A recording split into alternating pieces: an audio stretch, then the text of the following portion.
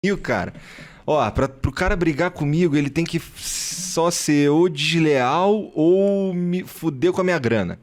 Só é assim que tem como. Jura mesmo, na grana pega. Porque eu sempre fui duro, né, cara? Então na grana pega, cara.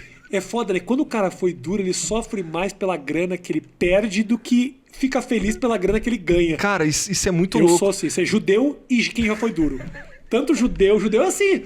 Meu, por isso que os negócios de porcentagem é um negócio que não funciona comigo. É tipo assim, eu te pago pelo valor do trabalho. É melhor, eu me sinto mais à vontade. Mesmo que eu esteja pagando caro, eu sei quanto eu tô pagando. Aham. Porque, inevitavelmente, em algum momento eu vou, puta, como é que funciona isso? Se isso for bem, vai também bem. É foda. Entendi. É foda. Entendi. Não, Porque aí você fala, o cara também tá ganhando muito, é muito dinheiro. E aí os problemas nascem.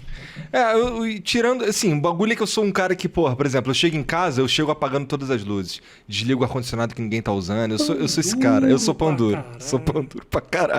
Mas então você ainda vive do jeito que você vivia quando não tinha grana nenhuma. Não é como se eu tivesse rico, cara. Porque assim, a gente até tá ganhando uma grana, mas a gente bota tudo de volta, igual eu tô te falando. A gente tá com 2 casas, por enquanto estamos pagando aluguel, a gente pretende comprar uma. Tem uma obra gigante acontecendo na outra casa lá. A gente acabou de comprar essas câmeras que eu te falei, tá ligado? Então tem um monte de coisa que a gente tá fazendo. Tá trazendo os moleques, então agora tem que ter segurança, tem que ter uma pessoa lá todo dia pra cuidar da casa, fazer comida, não sei o quê. Mas não era hora de aproveitar um pouco o dinheiro também? Não, eu acho que tá na hora de fazer, ajudar o cenário a ficar mais forte e, consequentemente, eu vou ficar mais forte também.